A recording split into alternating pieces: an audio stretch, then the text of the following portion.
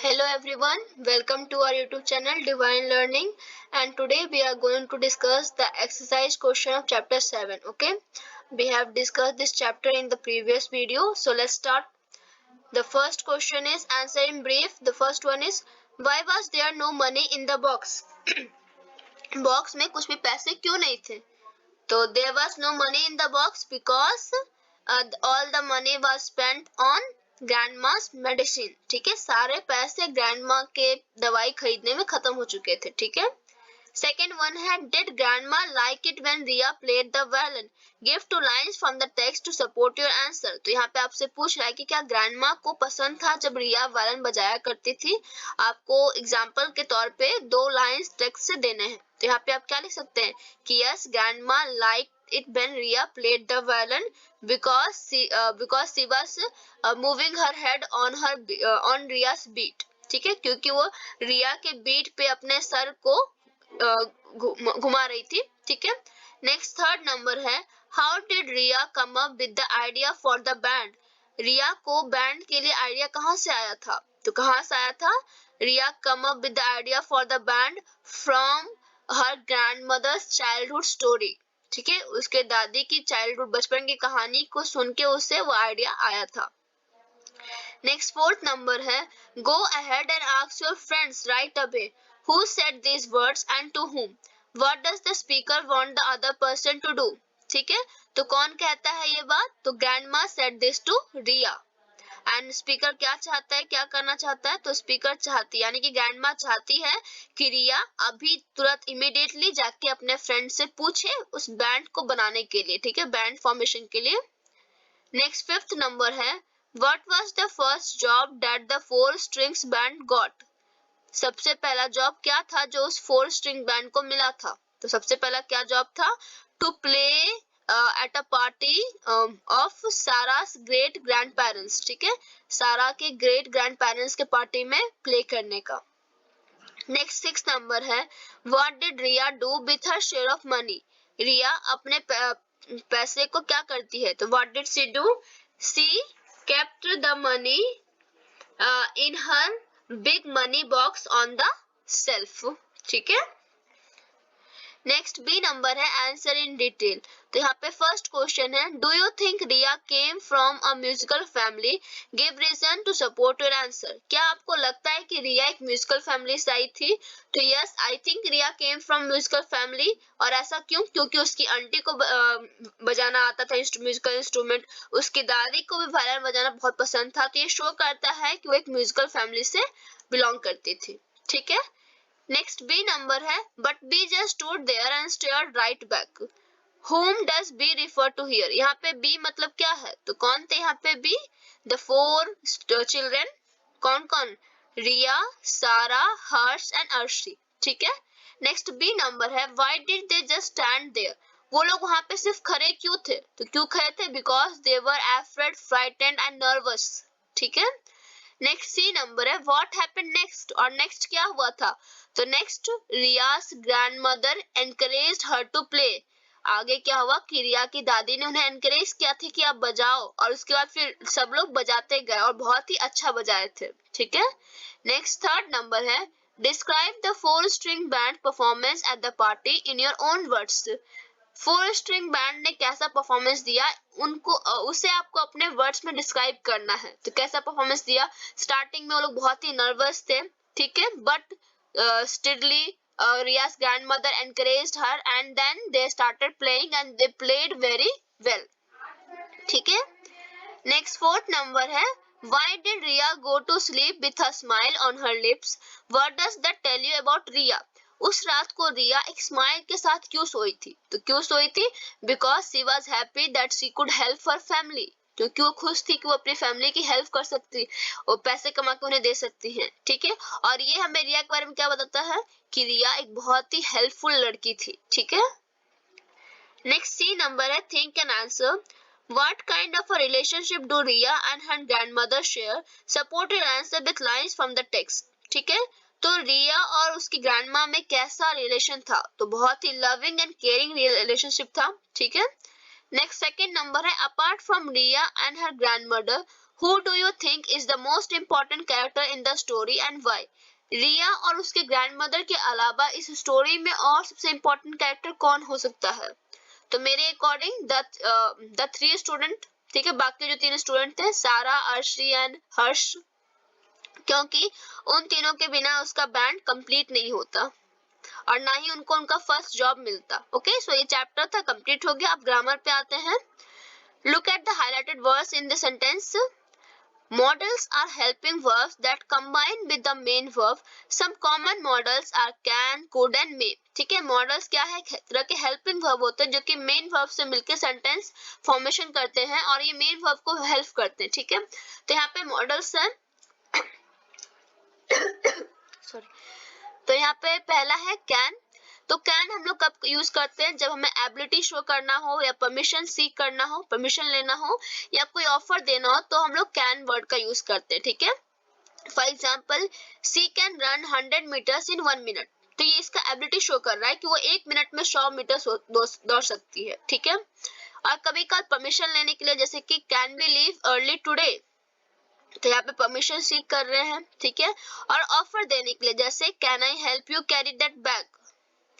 और हम लोग कुड कब यूज करते हैं, अगेन एबिलिटी के लिए, लेकिन हम जब पास्ट में बात कर रहे होते हैं तब हम एबिलिटी के लिए कुड का यूज करते हैं। ठीक है, और परमिशन एंड रिक्वेस्ट के लिए भी, लेकिन वो फॉर्मल तरीके में हो तब। ठीक है, जैसे कि when I was your age I could climb up any tree in seconds, grandma said. तो ये पास्ट में था कि आपके एज की जब मैं थी। Okay, next, could I borrow your phone please. तो ये देखिए फॉर्मल तरीके से प्लीज वर्ड का यूज हुआ है। ओके, नेक्स्ट, मे हम लोग कब यूज करते हैं, जब पॉसिबिलिटी हो कि कोई काम हो सकता है इतने टाइम में, वहां पे चांसेस 50-50 चांसेस है। ठीक है, तो हम मे का यूज करते हैं, जैसे this task may take longer than usual. ठीक है, नेक्स्ट, परमिशन के लिए भी पोलाइट तरीके से, जैसे मे आई कम इन मैम। ठीक है, तो यहाँ पे आपको क्या करना है, here are some situation, write sentences using may, can और कुड। ठीक है, तो इससे पहला वन आपके लिए करके रखा है कि you are asking your teachers permission to repeat something in class. आप टीचर से पूछ रहे हैं दोबारा रिपीट करने के लिए। ठीक है, तो आप क्या बोलेंगे, could you repeat that please. ठीक है, नेक्स्ट सेकंड है, you are asking your uncle if you can borrow a book. आप अपने अंकल से पूछ रहे हैं क्या एक बुक आप बोरो कर सकते हैं। तो यहाँ पे आप क्या लिखेंगे, could I borrow your book please. ठीक है, आप ऐसा लिख सकते हैं, एंड देन लास्ट में question mark. Next third number है, you offer to bake a cake for your sister. तो यहाँ पे आप क्या लिखेंगे कि can I help you bake the cake. ठीक है, can I help you bake the cake sister. Okay, again question mark. तो वैसे ही आपको ये बाकी तीन करने हैं। नेक्स्ट क्या है, Ria and her friends will play at the party next week. We use future time to talk about the actions that are going to happen in the future, to make plans in the future and to make promises. हम लोग will का use या फिर future का किस लिए use करते हैं, जब फ्यूचर में कुछ काम होने वाला है, हमारे जो कुछ प्लान्स है जो कि फ्यूचर में होने वाले हैं पूरे, तो उन वर्ड्स के लिए, उन सेंटेंसेस के लिए हम लोग फ्यूचर टेंस का यूज करते हैं। ठीक है, तो we use will plus base form of the verb to refer to the future. ठीक है, तो जैसे Rishi will go to the market tomorrow, तो will and base form of the verb. ठीक है, नेक्स्ट, ऋषि विल नॉट, ये नेगेटिव है तो हम नॉट का यूज करेंगे। ठीक है, Rishi will not go to the market tomorrow. और फिर अगर आपको क्वेश्चन में पूछना है तो क्या लिखेंगे, when will Rishi go to the market. और अगर आपको यस या नो क्वेश्चन पूछना है तो will Rishi go to the market tomorrow. ठीक है, तो यहाँ पे क्या करना है आपको कि what will Rashi's family do tomorrow. With the help of the clues in the box, complete the answers to this question. ठीक है, यहाँ पे जिस बॉक्स में जो क्लूज दिए हैं इसके अकॉर्डिंग यहाँ पे आपको फिलअप करना है। ठीक है, जैसे फर्स्ट वन दे के रखा है कि व्हाट विल राशि डू टुमारो, तो राशि कल क्या करेगी, राशि विल वॉच कार्टून टुमारो। यहाँ पे दिया हुआ है वॉच कार्टून्स, तो Rashi will watch cartoons tomorrow. Next second one है, will Rashi's mother water the plants tomorrow. तो यहाँ पे क्या दिया था कि विजिट अ फ्रेंड, तो no, Rashi's father will plant the water tomorrow. ठीक है, नेक्स्ट थर्ड वन है, who will cook lunch for the family tomorrow. कल खाना कौन बनाएगा, तो यहाँ पे कौन दिया था, राशिस ब्रदर, तो यहाँ पे क्या लिखेंगे, Rashi's brother will cook lunch for the family tomorrow. Next fourth number है, will Rashi's brother work on his science project, तो no, Rashi's sisters will work on his science project. ठीक है, यहाँ पे दिया Rashi's sister work on her science project, यहाँ पे क्या लिखेंगे आप, no, Rashi's sister will work on her science project. Next fifth number है, who will Rashi's mother visit tomorrow, तो यहाँ पे क्या लिखेंगे कि Rashi's mother will visit a friend tomorrow. ठीक है, ऐसे आपको फिलअप कर देना है यहाँ पे। नेक्स्ट वोकैबुलरी में देखिए, I could help fill up the money box again, तो यहाँ पे fill का मतलब क्या होता है, to make something full, यानी कि खाली स्थान को भरना। ठीक है, next she could feel everyone looking at them, तो यहाँ पे feel मतलब क्या, to sense something, कुछ महसूस करना। ठीक है, तो we often confuse certain words with similar words that have different meanings, तो कभी कभार कुछ ऐसे words होते हैं जिनका जो pronunciation या मीनिंग था सिमिलर टाइप में लगता है, लेकिन उसके मीनिंग्स डिफरेंट होते हैं। ठीक है, लेकिन उनका प्रोनाउंसिएशन, बोलने का तरीका सेम होता है, तो हम ऐसे वर्ड से कंफ्यूज हो जाते हैं। ठीक है, जैसे यहाँ पे फिल देख लिए, तो फिल और फिल, ठीक है, इसका मीनिंग टोटली डिफरेंट है, तो हम ऐसे वर्ड्स को देखने वाले हैं। Complete this sentences with the correct words. ठीक है, तो पहला है first wash your hands then eat your food, और दूसरा क्या है, this piece of ribbon is longer than that one.